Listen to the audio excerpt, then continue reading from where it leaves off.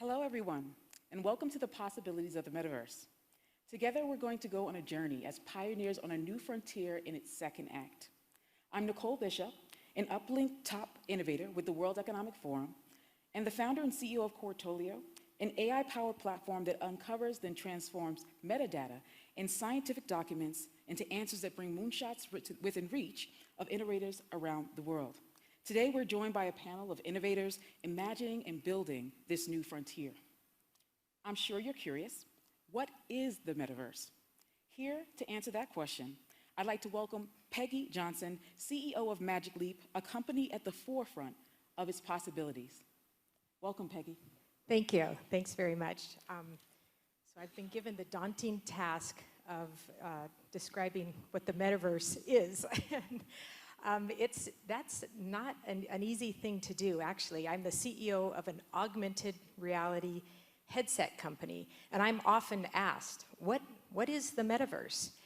And essentially, the metaverse is a blending of your physical and your digital worlds.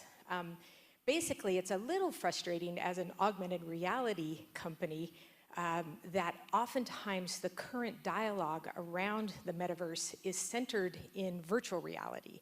So virtual reality is where you might put on a headset and you enter another world. And there's great opportunity for virtual reality. There's entertainment, there's training, there's things like that. But there's also augmented reality where you still see your physical world and you augment it with digital content in front of your eyes. And both are the metaverse, which is why it becomes a little bit confusing.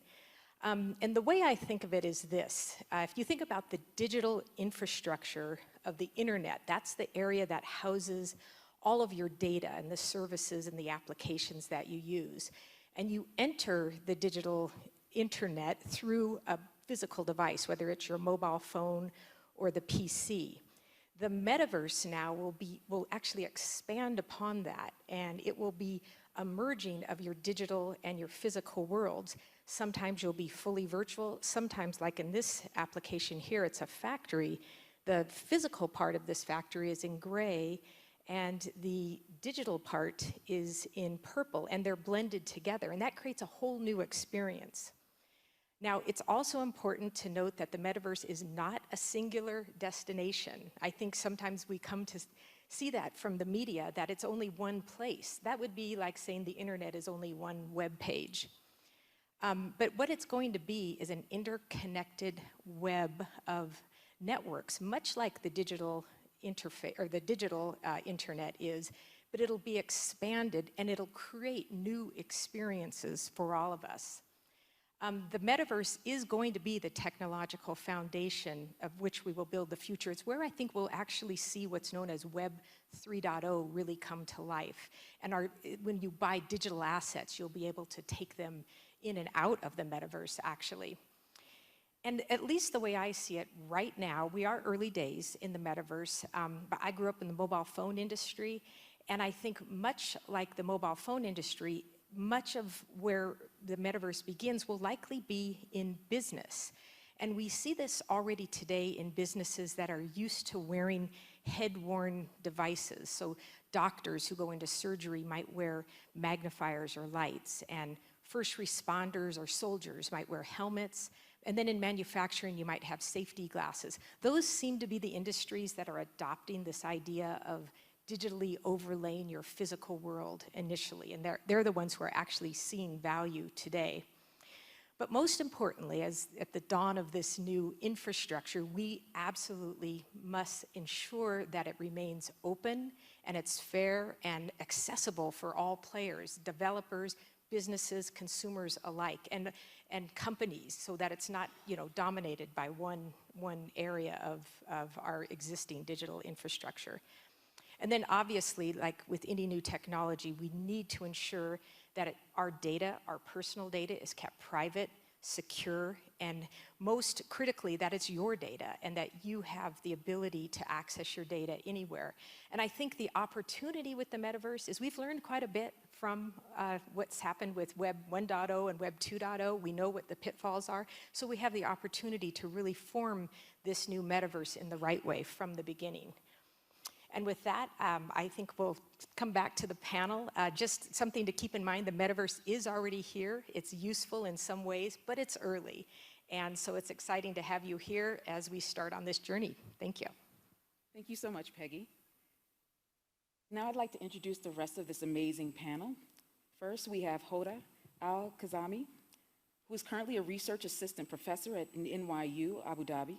She has expertise in cryptology, cryptoanalysis, and constructing trusted security architectures for different environments across a range of products and industries, including digital safety in the metaverse. Thank you for joining us, Hoda. Next, we have Philip Rosedale, founder and CEO of High Fidelity. However, in 1996, he founded Linden Labs and created Second Life, a metaverse that allows people to create avatars of themselves and lead a second life in the virtual world. Thank you for joining us, Philip. Next, we have Peggy, we have the fortune to meet, and we'll be hearing more from her shortly. We also have Pascal Kaufman, who's a neuroscientist turned entrepreneur that has been named one of the leading voices in new understanding of intelligence by US Business Journal, Inc. He founded the company StarMind for self-learning knowledge networks. Pascal also launched the MindFire Group to decipher the principles of intelligence and to make that knowledge available to cutting-edge research. In addition to an expertise in artificial intelligence, Pascal has expertise in virtual reality, modern philosophy, and innovation management. Thank you so much for joining us. And last but certainly not least, we have Ed Lewin, who is the Vice President, Government and Public Affairs at the LEGO Group. There, he's responsible for LEGO Group's work with governments and other societal stakeholders to drive the LEGO brand purpose, which is to inspire and develop the builders of tomorrow. He is passionate about children's rights and well-being, offline and online, and the role of play in developing critical skills in children and adults. Ed is also a trustee of the UK's Holocaust Educational Trust, a board member of medical advocacy and research charity Beyond Celiac, and a governor at his local primary school. Thank you all for joining us today, and the audience and I thank you and welcome you.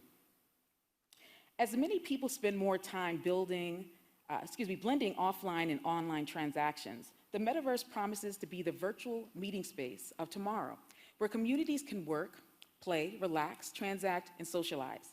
How will this digital space transform our lives? First, though, we need to understand, how do we build the metaverse or build upon what is existing today? So Ed, you're part of a community that supports a community of builders, a company, that supports a community of builders, as well as children and young adults who will grow up with the metaverse. Can you share your perspective on what's to come as you think about the building blocks of the metaverse? Well, thank you, Nicole, and thank you to the World Economic Forum for having me here today. And in terms of what the metaverse looks like, I think that's a really hard question to answer at this point, because as Peggy says, we're right at the outset. And it's exciting because we're on the edge of a wave of technological innovation. Technological innovation driven by human ingenuity that relies on imagination. And when we rely on our imagination, we tap into our inner child. And children have the most incredible imagination, unencumbered by a lot of the bias, the baggage, the experiences that we all pick up in our lives. And so the future of the metaverse is going to be inspired, is going to be role modeled by our inner child. And at the LEGO Group, we find that really inspiring, because it's exactly how we work, it's how we create, it's how we play, it's how we innovate. So while I don't know what the future of the metaverse looks like, one thing I am really focused on is that it includes and incorporates very deliberately the perspectives of children as a vulnerable group in our society. And if we don't do that, then some of the mistakes of the past, some of the mistakes of Internet 2.0, where Internet platforms that haven't been designed with children in mind may be repeated. 1 in 3 of our Internet users are children and young adults. 1 in 3. That feels like a big enough group to design for. And yet too often at the moment, when children go online, they're confronted by unsafe experiences or content that is inappropriate for them.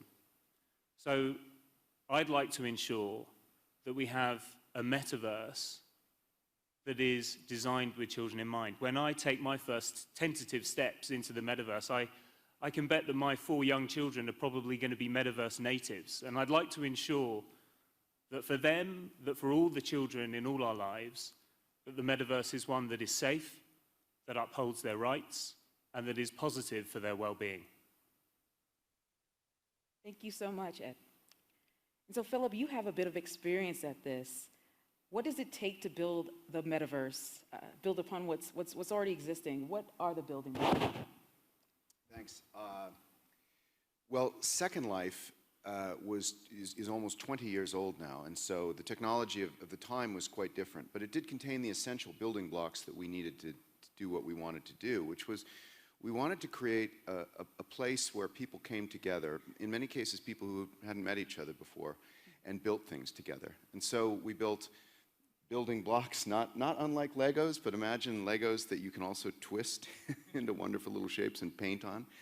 And we allowed people to create avatars that represented themselves in any way they wanted to, with the presumption, especially at the outset, that they wouldn't want to be themselves necessarily. And so privacy and identity and the way that we allowed you to say who you were was from the very start something that was quite meta. You know, it was very outside the idea of, you know, the traditional experience. We also had to build an economy which looks a lot like the cryptocurrency economies in some ways that we have today. We had to build a digital currency so that people that were in 2 different countries that were using Second Life could, if they wanted to, buy and sell things from each other. And today that economy is $650 million a year with about 1 million people using it to buy and sell things from each other. So we've been able to learn a lot in this, I can't believe it, almost 20 years. I was here, I think, in 2008, talking in an open forum about the same thing. It's crazy, but yeah, we learned a lot. We had to build these basic tools that would enable people to come together. I think the thing that was unique about Second Life, maybe as a part of the metaverse, as Peggy said, was that it was and is primarily designed to enable people to be creative and to kind of use that as a tool for coming together, whether for just getting to know each other, or for working together, or for improving their lives, or learning something. And that how we make that work has really been our focus. Thank you so much. And Pascal, you know, we talked a bit about imagination, and you know, could you share with us what you imagine the role of AI and data will be in the metaverse? Thanks a lot for this question, Nicole. I think the ultimate metaverse is actually our brain. My brain is a perfect virtual reality generating machine. I see things, I can touch things, and in my brain everything is constituted. So we can definitely learn from the principles of the brain how to actually build a metaverse that feels very much intuitively. I had a discussion with Philip. I asked him, will we spend more time in the future, in the metaverse, in the physical world? And Philip told me, yeah, I'm not so sure. It still feels artificial. I would prefer like my human body. If we could create technologies that make the metaverse feel as if I was in my real body, then I think that would be the ultimate metaverse that we try to achieve. And there's a lot of hype about the topic of artificial intelligence. We have bets ongoing. Is it another hype, this metaverse topic, or will that be the future? I'm not so sure about how much it is hyped these days. I'm often a little bit underwhelmed when I see the devices that there are. I haven't yet tried the latest Magic Leap device, of course. But definitely, I think artificial intelligence will revolutionize the metaverse and gives us the key to actually build a kind of a new world that might be a better world than our physical world these days. Thank you so much. And you know, one of the things that we share, Pascal, is the thought around many minds creating that one mind that you're speaking about. And so the importance of having many minds contribute to the metaverse is something I'd like to ask you about, Hoda, as well as the technologies to not only build the metaverse, but to be both diverse and inclusive. Can you share with us your thoughts about that? So I think it's very important for us to recognize that there is not one metaverse. And the way we build this technology today would govern how we are going to go forward. The metaverse is here to disrupt the way we build technology. Number one, it shouldn't be a call of computer scientists or technology developers to develop this technology, but we should create room for social scientists, psychologists, the people who are using this technology to co-develop the technology with the developers. Give them a voice, because it's very important for them to add that level of details and be in control of their own digital experience and digital existence. Would that mean that we have to also create a pathway where they are crowd developing the metaverse with the technology developers? Yes, we need to do that from the get-go. Why? Because the metaverse as it is right now, it's based on decentralized, luckily, on decentralized systems. And these decentralized systems are built to make sure that there is a bit of control that exists in the hands of the users.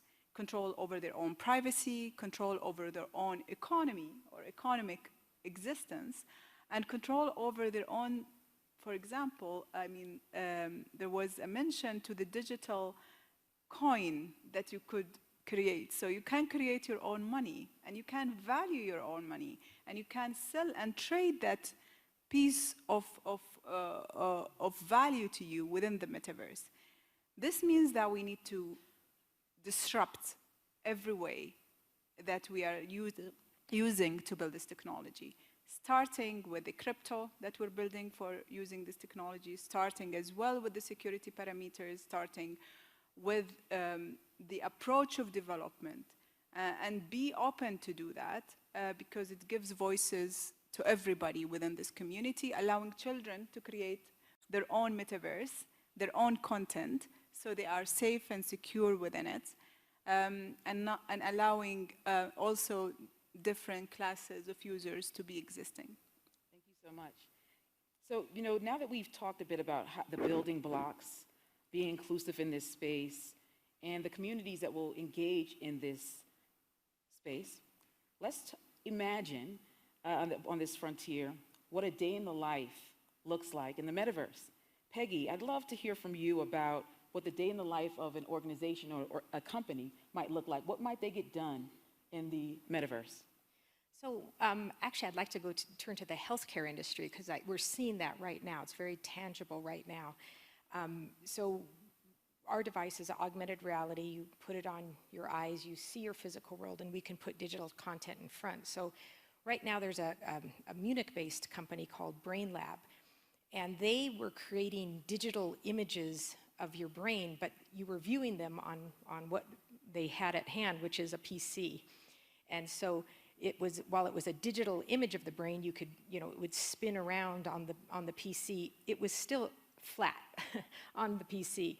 And when Magic Leap launched our first device, they incorporated that software onto Magic Leap, and now doctors would put the device on and they would see the digitized brain in front of them, and they could spin it around.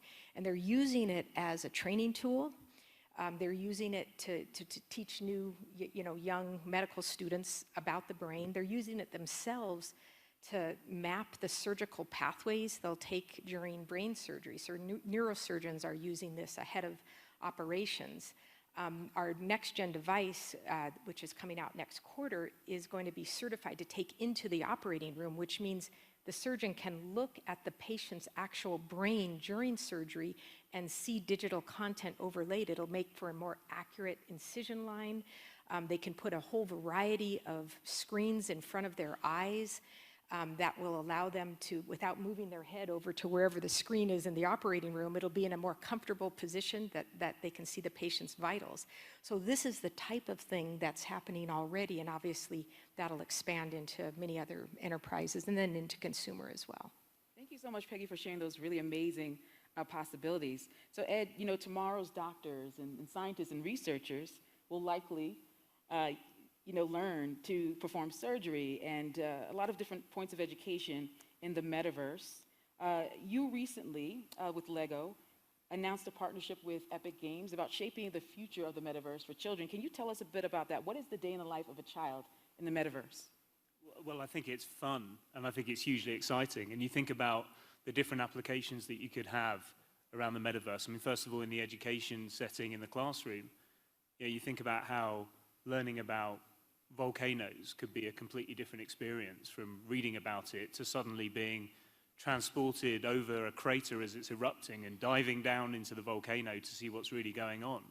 Or from learning historical dates to being actually at a recreation of an event. So the possibilities are endless, and I think very exciting and a great way to inspire and develop our children. You mentioned our partnership with Epic Games. We're really excited about that. We are at the early days of it, but we're looking forward to creating a space where kids can be empowered with the tools to create, to build, to explore, to socialize, and to have fun in the metaverse. And all that is going to be coupled with some very key principles that we've agreed with Epic, which are integral to the product. Firstly, to safeguard the safety and well-being of kids and families that enter this metaverse, to empower them with their privacy rights, and as well to ensure that they have the choices around data and other aspects of the metaverse that make the experience a really positive one. So we're very excited about it. There's going to be more to come later in the year or next year as we develop the product. Thank you so much. Certainly there'll be secondhand impact of children growing up in the metaverse, thinking in new ways and innovating in new ways. Pascal, can you tell me what you see as the day in the life of an innovator, possibly these new innovators in the metaverse? Well, I'm very much looking forward to a metaverse where science is actually conducted in.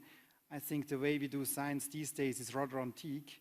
I have to read like scientific papers until I'm like 64 years old, then I know like 0.1% about brain research if I'm lucky, and then I would have 1 year where I can contribute something new to science. So, and then every child has to learn like to start from new. So in the metaverse, I would imagine to have like a perfect scientific assistant, like the Captain Future series, for those who know him, like a flying brain with me.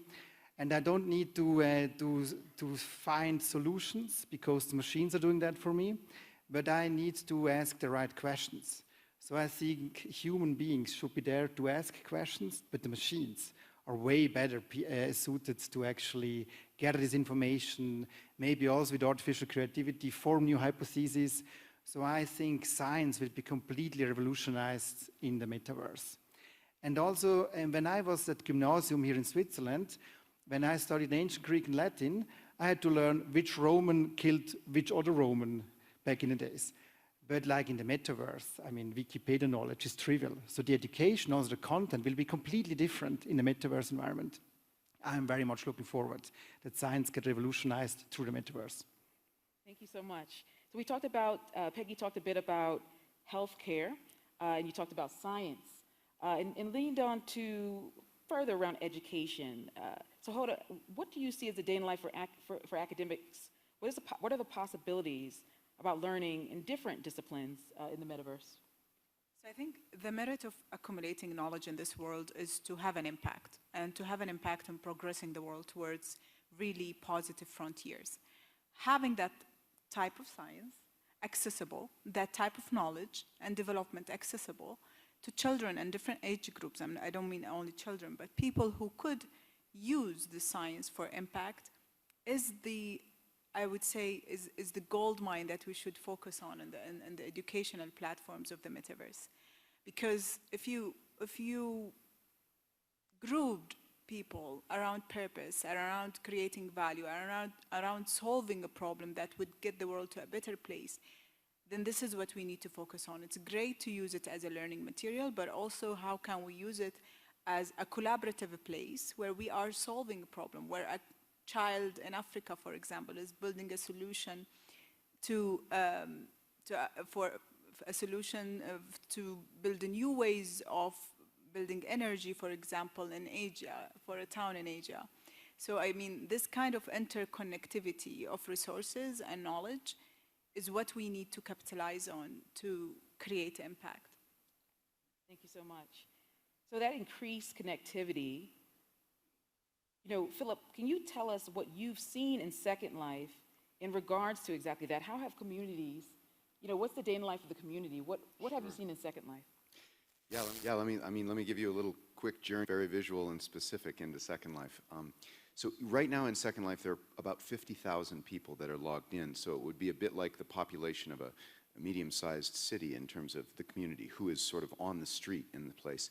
And the average age, we talked about kids, there's a tremendous amount of metaverse-like usage right now in games, games like Minecraft, Fortnite, and Roblox.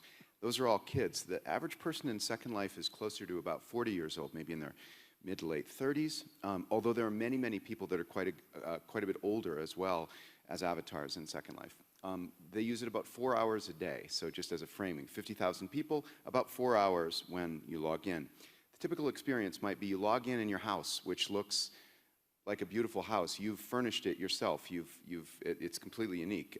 It's your place that you've lived in. The average person has lived in Second Life for about 8 years that's in there now, which is quite something.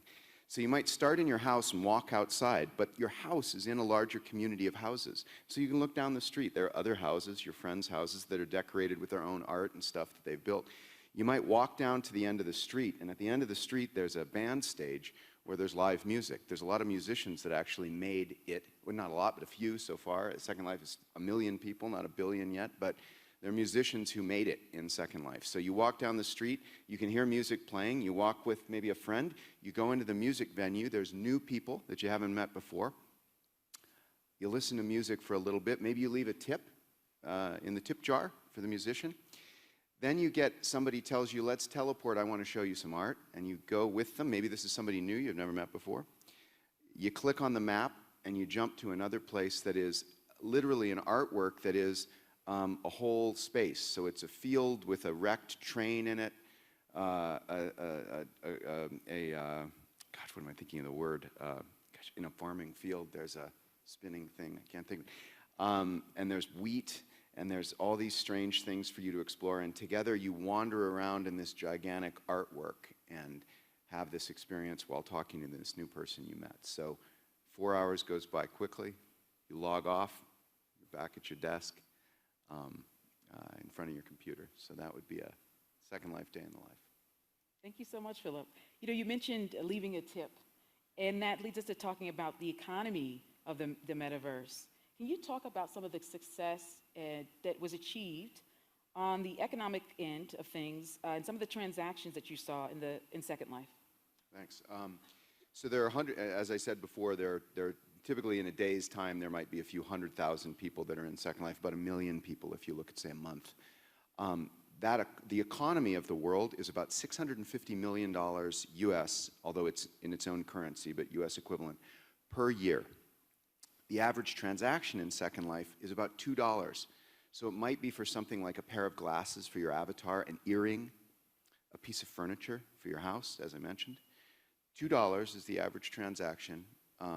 $650 million a year, so that's about 350 million transactions. More transactions per second, even in Second Life, than the blockchain can handle today. So talk about being early. We're still quite early. Second Life doesn't use blockchains.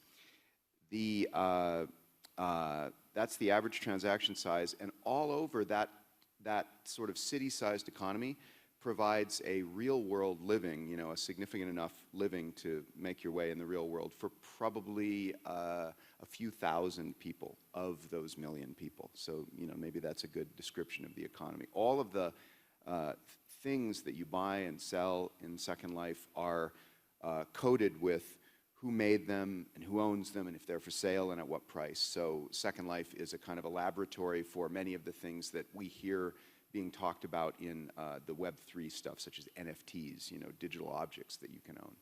But, yeah. Yeah, so to that point, we've started to see NFTs being leveraged to sell real estate in advance in the metaverse.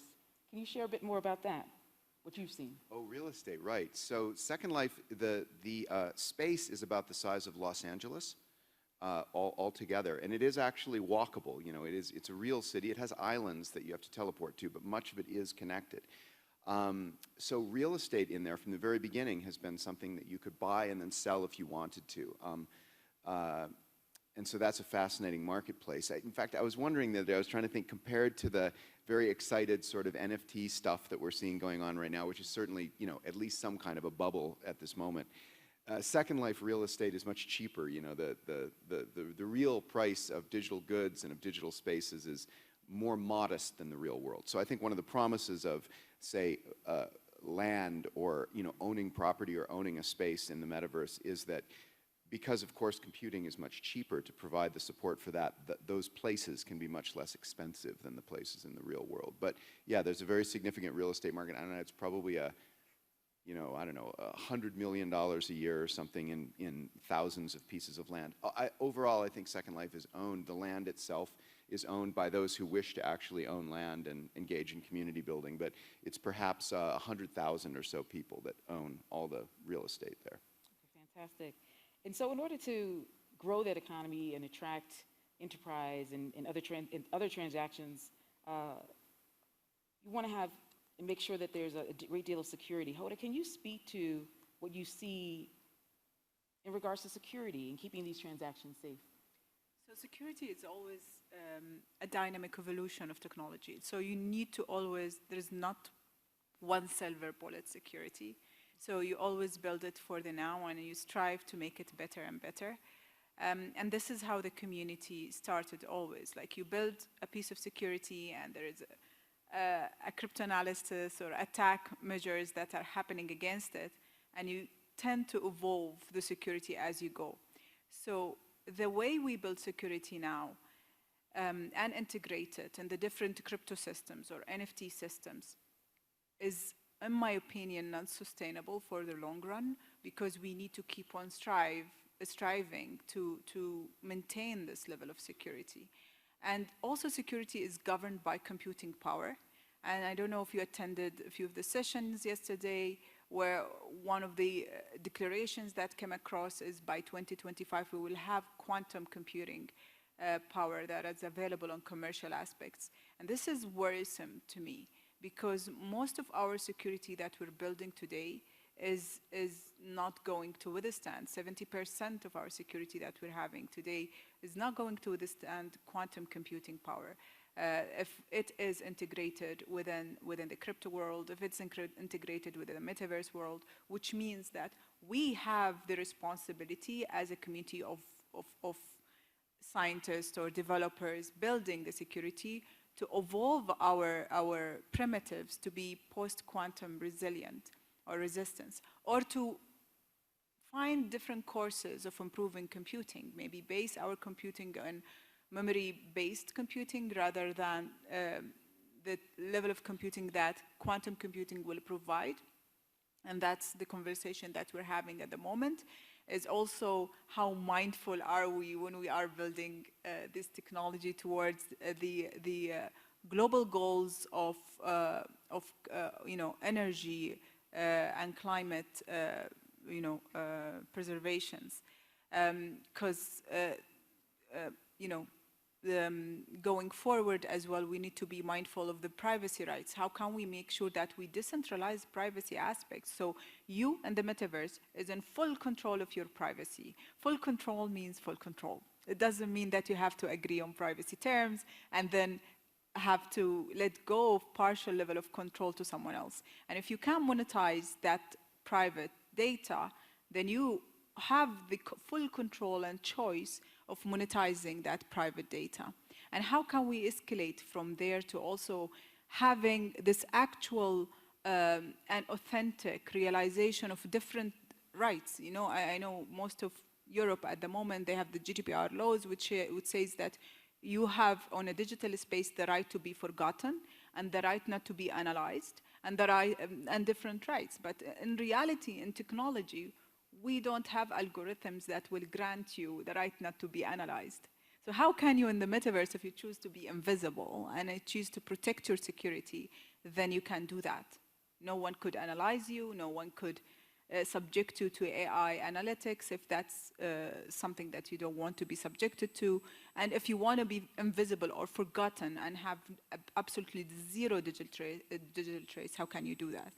And this fourth aspect is that the majority of characters that we're building and avatars that we're building in the metaverse, they're supposed to give you the freedom of representation. So freedom of representation means that if I choose to be someone else, I can do that. But what does it mean in terms of traceability, in terms of providing a level of ownership in case of something went wrong? How can you trace that entity or that personality and hold them accountable to the actions that they are having on the metaverse ecosystem? So again, Nicole, my bottom line here is we need to really rebuild the ecosystem of technology that we're building in the metaverse, starting with the computing, starting with the crypto, starting with a different level of algorithms, because we're trying to build an ecosystem that is mindful of the end user, well-being, and all aspects of what well-being is defined with. Yeah. Thank you so much. So you talked a bit about the well-being of the individuals engaging in the metaverse and ensuring that they are secure and their privacy is protected.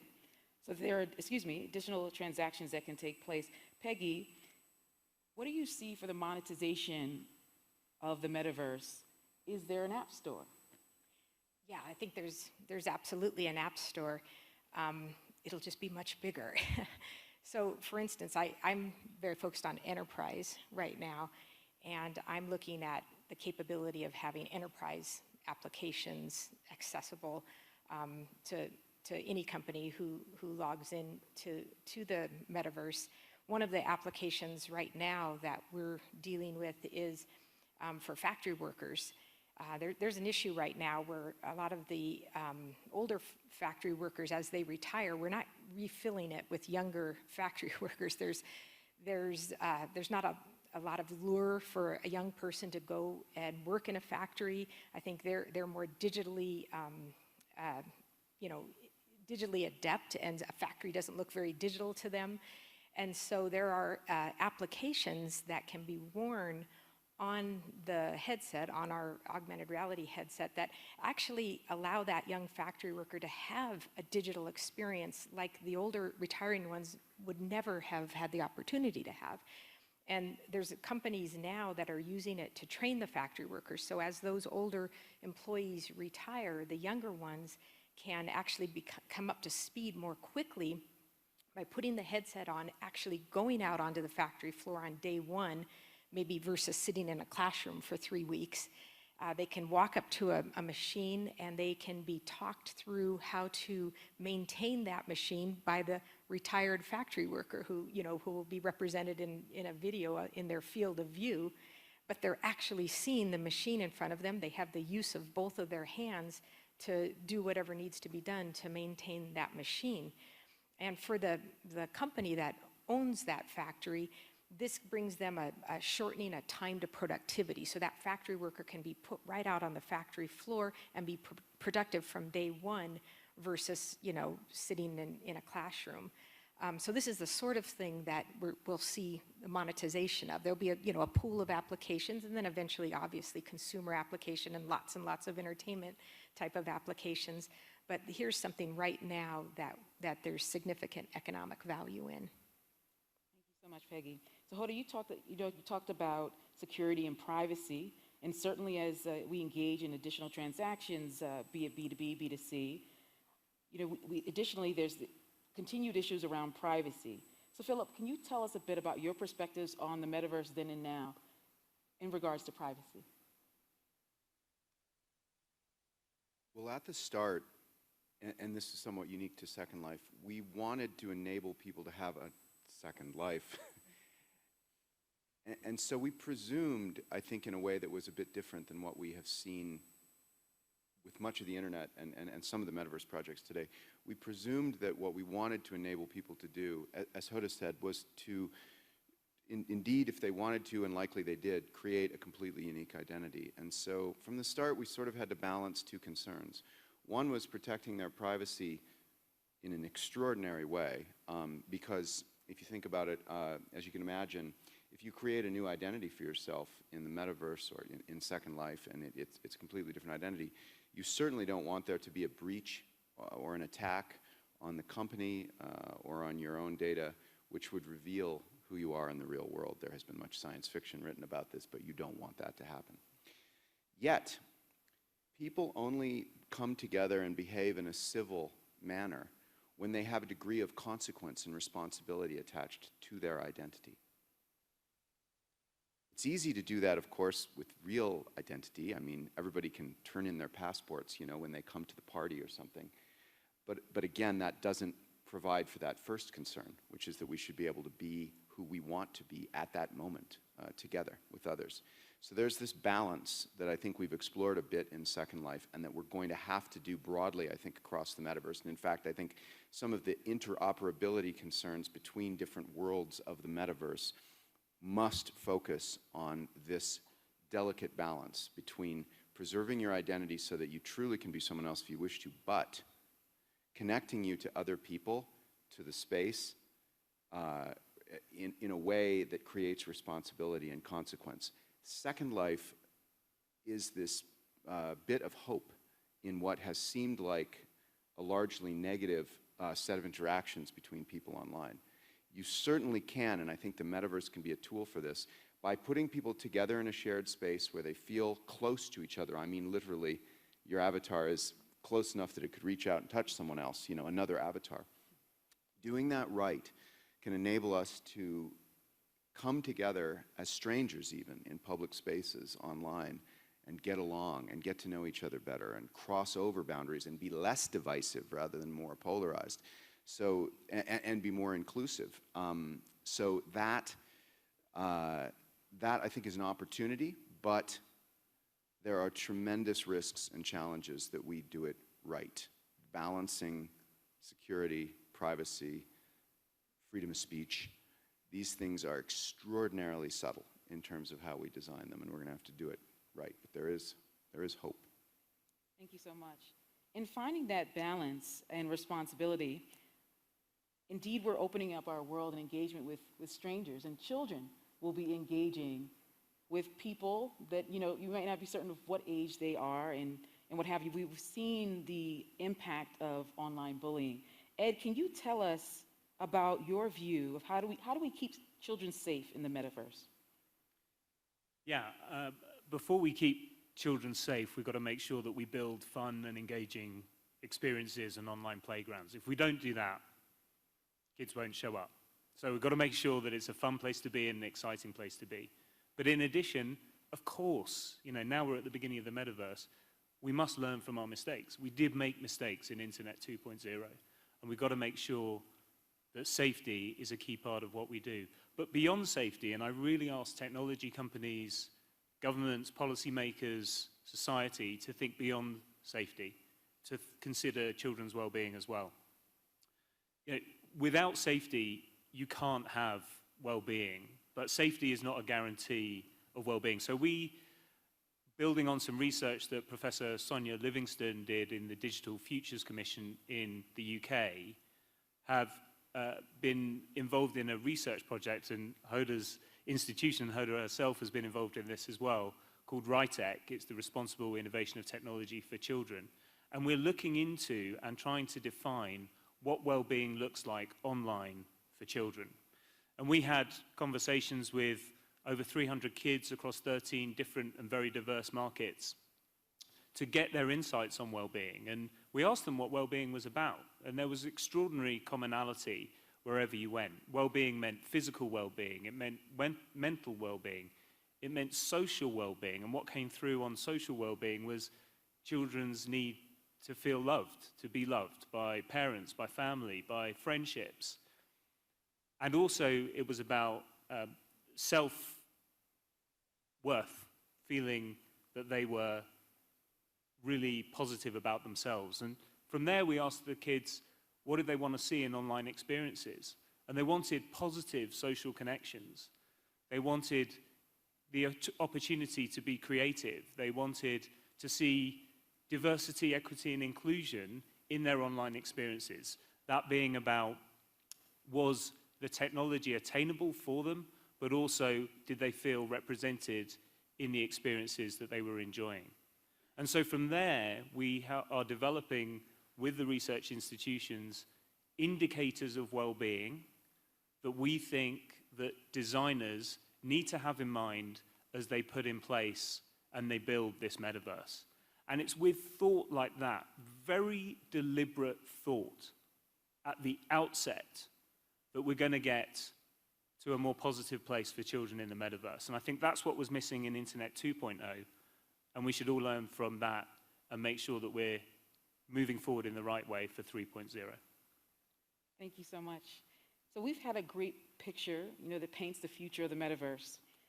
So what I'd like to ask each of you, in 30 seconds or less, what is your audacious goal for the metaverse? 30 seconds or less. Hoda? Inclusive, disruptive technology build, I would say. We shouldn't build the metaverse based on legacy systems, but we should disrupt the way we build the technology across board. Yeah, as you can imagine, I would say that it would be that in 10 years' time or so, we can look back and say that remarkably enough, we actually found a way to use the internet to come together, to get along with each other, resolve our differences, resolve disputes, solve geopolitical problems together in a virtual space. Thank you. Peggy? And I'd say I think it can help us have more fulsome communications and meetings. I think meetings will come to life. They'll not be on our flat Zoom screen that we're so tired of. You'll actually be able to see people virtually in front of you, and maybe we'll travel a little bit less. Thank you. Pascal? I wish that the metaverse will help us catapult science so that we can accelerate science, that we can build human-level artificial intelligence, and with that we can create a golden age for humankind. Thank you. Ed? An inspiring, fun, engaging environment for children with their safety and well-being at its very core. And I think that's audacious, but I think it's achievable. Thank you so much. We've heard from this amazing panel, and now we'd like to hear from you. Absolutely. Your question.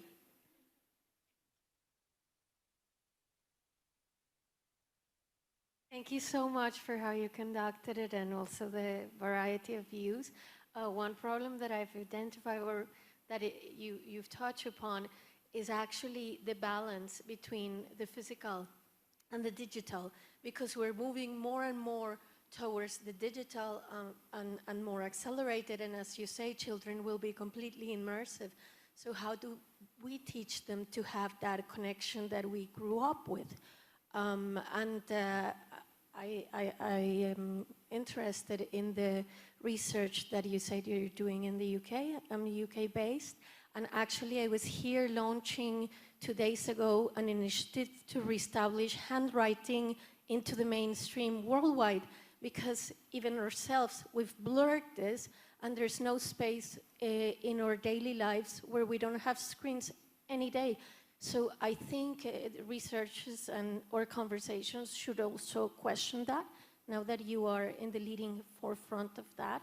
And I hope that, yes, just as much, I say, as we advance in being digitally literate, we shouldn't become humanly illiterate. So I also would like you to invite you to take on handwriting and perhaps participate in the project. And also to pass on to the children. Thank you. Thank you. Ed, would you like to start with that? Thank you so much for the question. Yes, Oh, I'm sorry. Johanna Zuleta, yes, and I'd like to know what are you doing regarding that? Yeah, thank you so much for the question. I mean, the Lego Group we're celebrating our 90th birthday this year, and we're having a good party about it in the coming weeks. And of course, at our core, we're a physical toy company, and that's not going away. The Lego brick, the Lego system of play, much loved and is our focus. But actually, the separation of physical and digital is something that I think we think about as adults. But if you talk to kids today, they don't really see it that way. It's a very seamless experience for them between both online and offline worlds. And so, in our view and in our opinion, you've got to have offerings in both space. The brick isn't going away. The unlimited possibilities of the Lego brick is here to stay. But we believe we can enhance it through online experiences. We've dabbled in this and got some significant online offerings. but I think that the metaverse provides new opportunities. So I completely understand what you're saying. And as a parent, I'm also concerned about good things like picking up physical books and obviously playing with Lego bricks, which my kids do quite a lot. But I think that we have to be cognizant of the fact that kids want to be online as well, and it's where they can get new dimensions of possibilities in play. Thank you. And Peggy, you talk a lot about mixed reality. Can you share more about that and finding that balance and blend? I think the opportunity for the metaverse in the context of children is right now, kids are looking down at their screens, they're fully immersed in this other area, this digital area. Oftentimes they're disengaged from their physical world. And the opportunity is for them to have a heads-up view again, to enter their, or to come back to their physical world and have digital content interspersed in that digital world. So maybe they're playing Legos physically, but up in the corner of their field of view, a friend is chatting with them. And so it's this type of mixed reality world that is possible with the metaverse. I don't actually think it'll be possible until we can get these devices into glasses formats. You hear many companies are working hard on making them smaller. The current state of the technology is such that it looks a bit like where we're at, which is kind of a goggles format. But when they can be super lightweight and you just put them on in the morning the same way that you pick up your mobile phone in the morning, that's when I think you're really going to see the potential there. We might want to note or just add technically that a good thing that's happening right now, whether it's Magic Leap or the Oculus Quest, for example, these latest devices can track the hands. They actually use AI to do that effectively. It was terrible a few years ago. So there's something coming together, which is all these devices have cameras. Even our own computers post-COVID have more cameras on them, and we can track the hands. So imagine a child being able to draw, at least in the air, quite accurately. And so I think we are seeing that. There are any number of applications, if you've not tried them now, with the new VR devices that do allow that kind of rich embodiment, use of the hands. And most importantly here, you could see from the points of view of my colleagues in the panel that there is an escalation of how we build the technology to provide this kind of mixed reality that we are building. And at the same time, we are trying to build this reality where children are not consumers of the technology, but they're also developers of the technology. And soon they would be building their own metaverse. And hopefully they will be shocked by how it would look like from a child perspective. Yeah. And Pascal? Well, just talking about the handwriting, I have a horrible handwriting, but I learned that the largest part of the brain is actually for controlling your physical body. So I feel that these days the virtual reality technology is heavily focused on the eyes, a little bit on like your hand. But if children spend too much time deprived from sensory input, I don't think that's a good thing.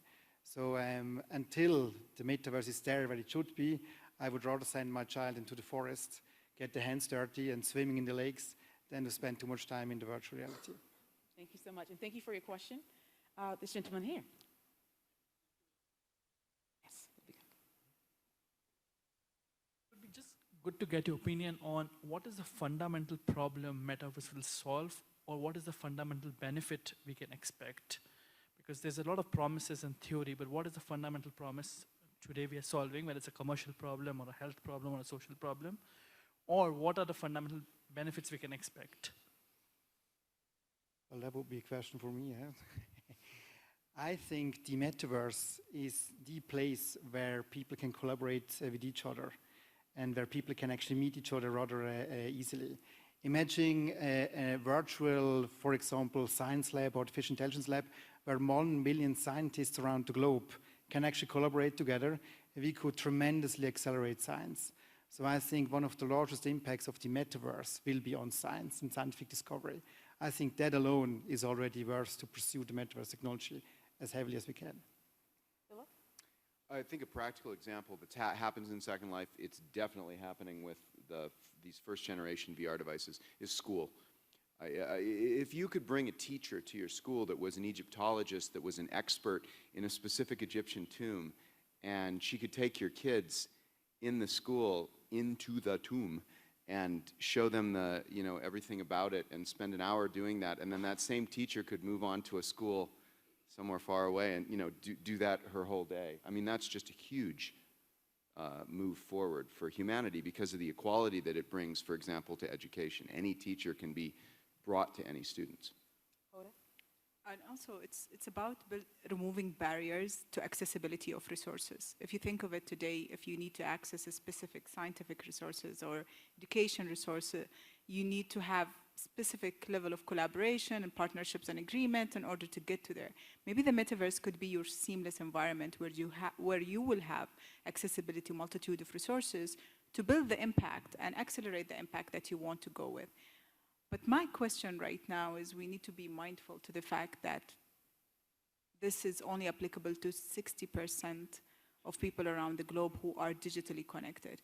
How can we build this technology where it is going to be viral in terms of impact to also bring along the 40% who are not digitally connected? Because sharing this resource and being able to build a technology where it gives back to this 40% who are not digitally connected is very important as well. Yeah, certainly COVID brought up the digital divide. Peggy, did you want to add something? Well, I just think it has the potential to augment human potential. You know, you can think of it as a tool that helps you do whatever you're doing faster, quicker, you're more informed. A little bit like what it was pre-search engine and post-search engine. You know, we used to have to get out encyclopedias and look things up, go to the library. And now it's just so easy to do a quick search. It'll be that same sort of tool that'll augment, you know, whatever you're doing, bring it to a higher potential. Okay, I'd like to take another question. Lovely lady, my apologies, lady in the front, please.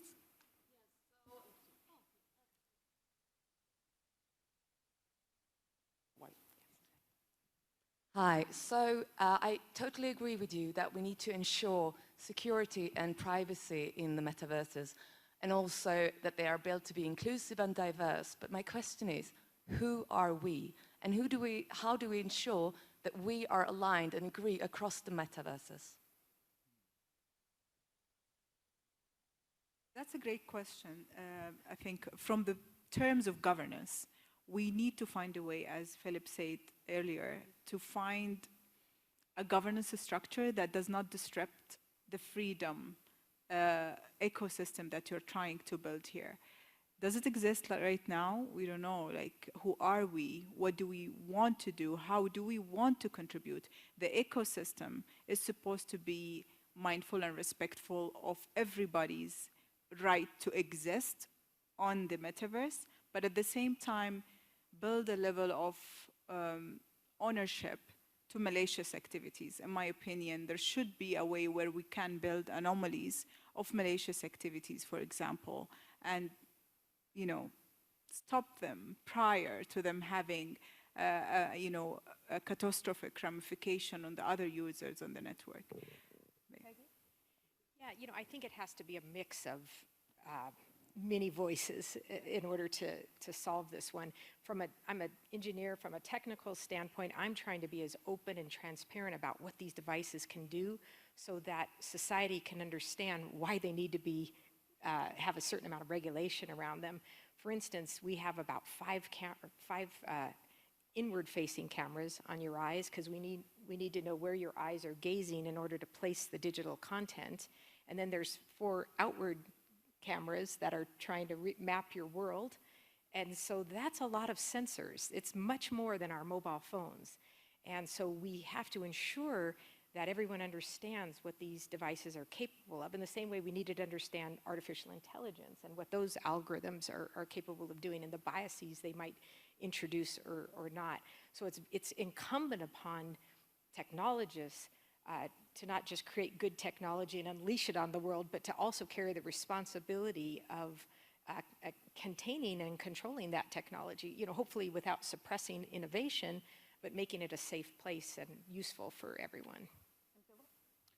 Well, let me just add something, you know, maybe interesting on that. Well, this first generation of the internet that we obviously collectively have a lot of problems with, especially right now, relies on, we have no identity there. You are anonymous when you go everywhere on the internet. It is exceptionally unusual on the internet that you have an identity at all. Now, you might then say, well, to make this new thing work, we're going to go government ID, right? But I think a more modern and philosophical thought about identity, about we, if you will, is that our identity, our individual identities are constructed by the local communities, which are multiple and overlapping, that we're members of. And so my suspicion is that we will, through a mix of new decentralized stuff and some of the things we've already learned, we'll come up with a way for you to identify yourself to become part of we through connections with others, through many connections with others, affiliations with groups. So I think if this starts from the bottom up and is polycentric, you are a member of multiple groups, I think we'll end up with something that, as I said before, balances that need for freedom with an adequate membership in society. Great. Thank you. Yeah, it's a great question about governance, and one that I've been involved in several discussions this week on, and we need to get there quick. We need to get to a global consensus on what are the design principles we want to see go into the metaverse. And there's so many different questions. How do we do things like age verification online? What impact, what do we know, and what impact and what research are we doing on the impact of hardware on young people, whether through their ocular vision or through neural elasticity? All these questions are things that we need to understand pretty quickly, because we know the rate of innovation is very, very high. So we've got to get to that global consensus. I think that this week I've certainly heard some really positive and strong words about doing that, and the transparency that people like Peggy is committing to is incredibly positive. So that's what we want to see across industry and across government as well. Just like a short answer I have to give. I think you're hitting at the weak spot. We have no solution to that. I do not believe that we can reach so easily a global consensus when I look at human nature these days. We didn't do a good job when it came to ethics. I mean, there are basic questions like human rights, for example. Even there we don't have a consensus. So I would imagine that a consensus for the virtual world might be a little bit more tough to get. So I think we don't have yet a good solution to your question. It's a fair point. And we'll go to this side of the room. Lady in the front there. Thank you. Hi, good morning. My name is Verena. I would like to share an observation and also raise a question. So first of all, I would like to mention that I feel extremely humble and deeply impressed being able to be here live in this room with you. Don't worry, I'm not going to touch you, but I think this is the vibe, and let's say this experience being here is something I assume is very hard to be replicated in a digital world, in the metaverse. But maybe I can still see that in the course of the upcoming years. I would be surprised though. Now, to my question. Ed, you mentioned this amazing application of the importance of creating safe spaces for children in order to learn, to have a fun place. Amazing opportunities I could see here. And Peggy, you mentioned these applications in healthcare in relation to augmented reality, supporting surgeons. Also another topic very close to my heart, and I can't wait to see more of these things to be put in practice. Now to my question, I don't want to play the devil's advocate, but what about the risks involved? So where I'm heading to is thinking about the current stage of the internet as I know it, and you probably know a bit more about that. I think about fake news. I think about deep fake videos, something I consider very fascinating from a scientific or artificial intelligence point of view. But also at the same time, it gives me shivers about what could go wrong. What about all the detrimental applications that are out there?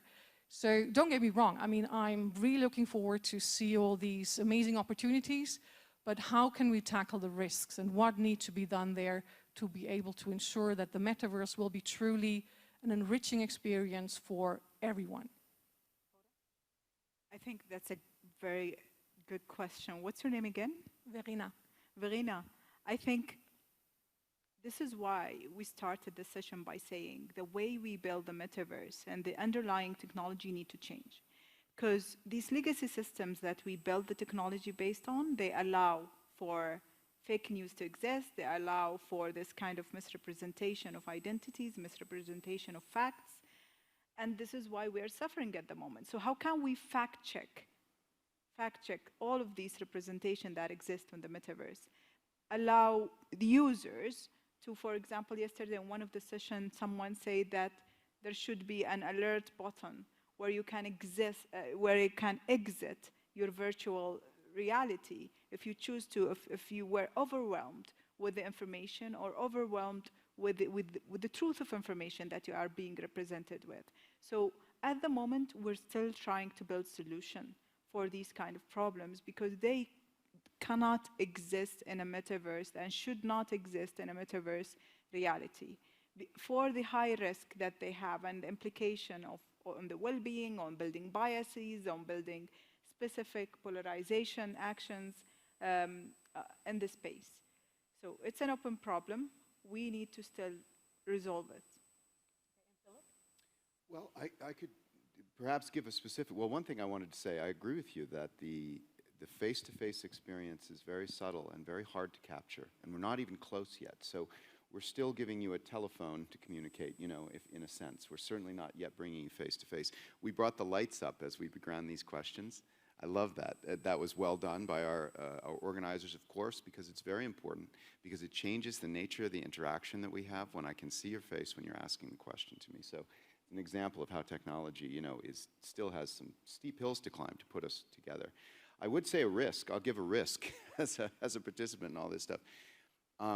If we use AI to create fake people, and then we mostly interact when we go online with fake people, not with real people, we're going to be making a terrible, terrible mistake. And there's going to be an enormous temptation to do that because AIs will give us nicer versions of all our friends. How terrifying, right? You could have an AI that is your mom and dad, only they're much nicer to you.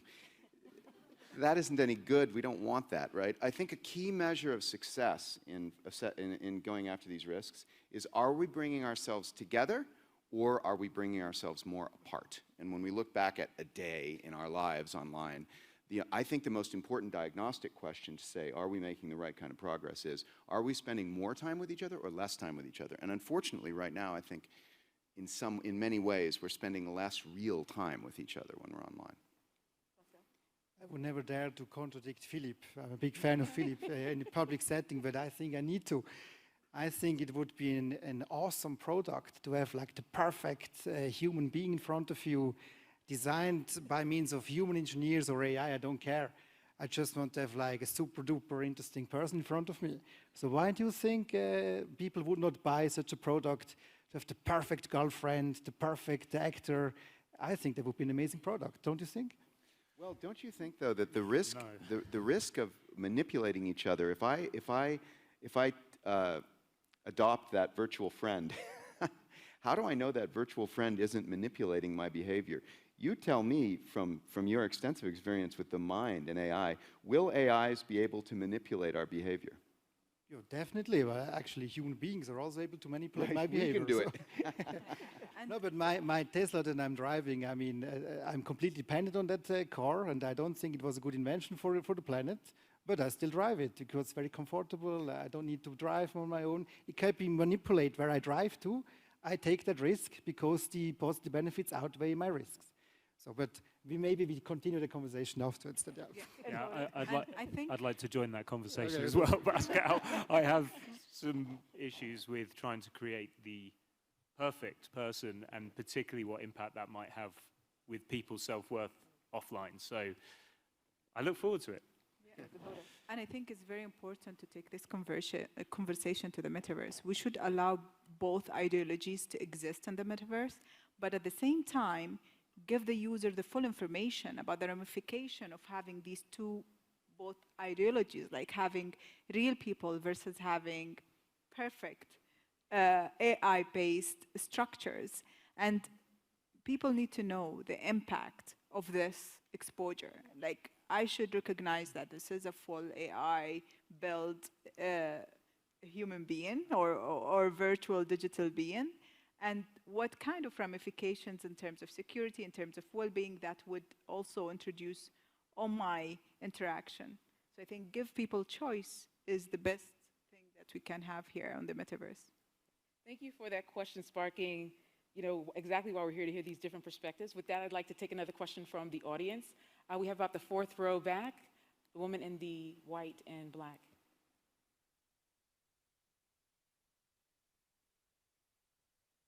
My name is Magdalena, and I agree that we need to, as a global community, look at the implications of all this technology, right? And do we really want it? What do we want? What we don't want? But I want to go back to Mr. Kaufman, because you brought up, on one hand, you're kind of skeptical and saying, oh, you're underwhelmed. But on the other hand, you're talking about building human-level AI. And so can you describe how you're going to use the metaverse to develop human-level AI? Well, when I'm in my physical lab here in Zurich, I'm often stuck because I have to order like batteries or motors and I have to wait for 3 weeks, and because of the supply chains, the crash, I have to wait for months. But if I was in a virtual artificial intelligence lab, I can order that battery instantly. And also sometimes I have like really stupid problems, and I'm sure some scientists in the world would say, hey, Pascal, it's so easy to solve, you should do it like that. So I think that way we can reduce hurdles and we can definitely accelerate science by having this perfect AI lab, so to speak, in the metaverse. Yeah. Okay, we'll take another question from the gentleman in the front. The blue jacket.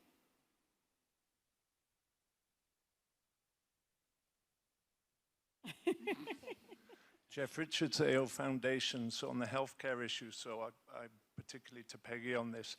We teach with courses, we teach with models, we teach with cadavers. We're moving into the virtual reality. We teach 60,000 trauma surgeons every year how to operate. So where you have an advantage, it's easy to model a bone, it's easy to model vascular system, nervous system, model the immune system. You can't model that, but the metaverse could. This will help diseases, this will help everything all over the world. That's one. The second point, that's education, that's fine. Then you come to actual surgery. You can have a virtual body in the actual body of the person you're operating on. And with Marcus, you can know where the implant is. You can reduce x-rays. You can make it much more accurate. So it's not just education, it's perfecting in surgery. And I see this as a massive benefit of the metaverse. Just to follow on to that, I think we'll look back and say, remember when surgery was done without without digital augmentation, and it's like when we had cars and didn't have seatbelts, that will be how it'll feel to us. And like just on that, another example, there's an interesting company that is doing heart catheterization, and the surgeons used to insert the catheter by looking at a PC in front of them, and it's hard to visualize, cognitively it's hard to visualize something on a flat screen. But this company has taken the heart, the live heart from the patient, real time, and mapped it and put it in front of the surgeon. And so now they're putting the catheter into the heart with much higher accuracy and navigation and less fault and better outcomes. So I think we will look back and say, wow, how could we ever have gone into the operating room without it? And it would govern the way we manufacture solutions for this problem. Can you imagine how it would give you an insight to develop, for example, a customized, precise models of the valves that need to be implanted in the hearts of every single individual, rather than just having a generic model that you need to replace in a few years? Yeah. Okay. And I'd like to take another question. Second row.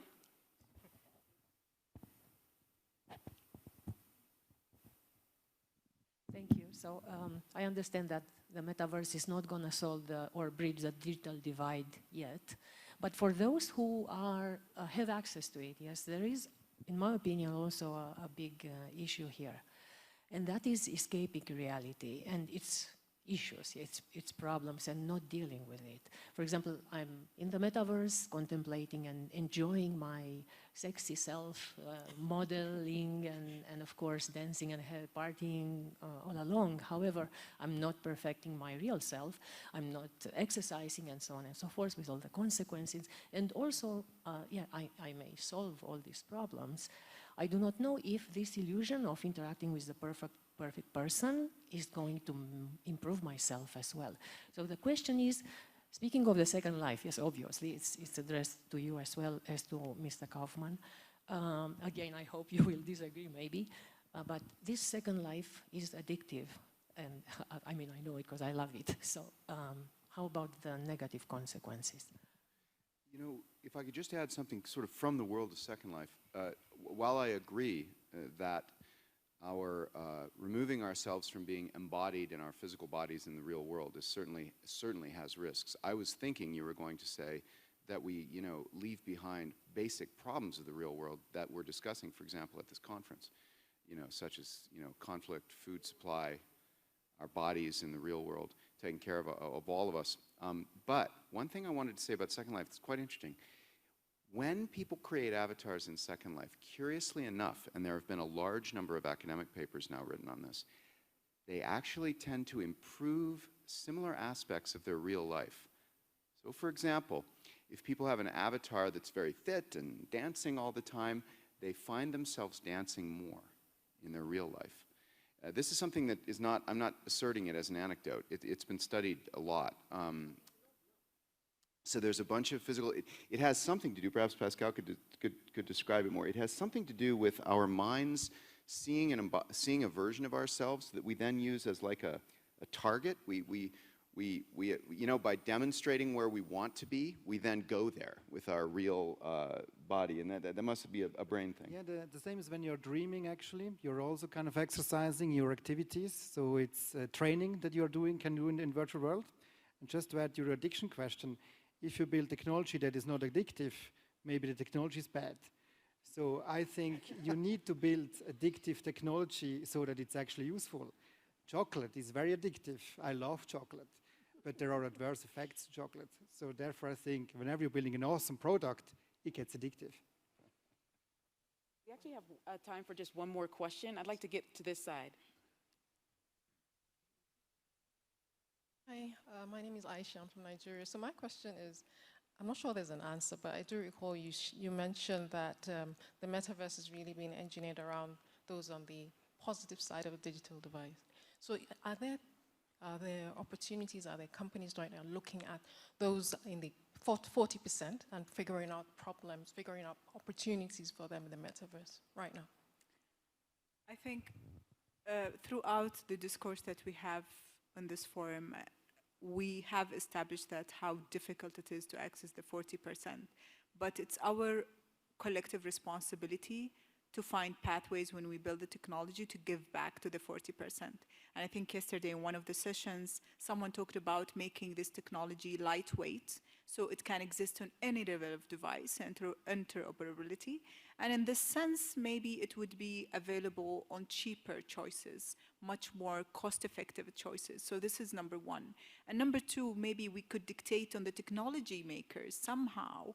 They use the circularity concept to recycle the devices that are, because you need, devices go through specific value chain within the ecosystem of the metaverse. How can we recycle old you know, consoles that we are using? Maybe you should send it across through a one marketplace platform to people within the 40% and make it a mandate for these companies to share these kind of obsolete devices, or maybe give back some of the, you know, not only obsolete devices, but devices that you design for the 40%. Allow the community within the metaverse maybe to use part of their economic value that exists to fund devices or to fund for accessibility for the 40%. But all of these initiatives are supposed to be put there by design from the get-go, from now. We have collective responsibility to say that we don't just want to be commercially available, we want to be impactful in terms of this availability. Philip? First, an agreement and an observation, and it might be a bit controversial amongst some of the technologists, but we have no hope of providing value to that 40% of people in the next 10 years unless we deliver these experiences, whatever it is we're talking about, over smartphones. I mean, it seems that at least, say, in the next decade, it's going to be extraordinarily difficult to get to give anything worldwide that provides help using anything but smartphones. So that would be an observation. The second statement, though, I think the opportunity is that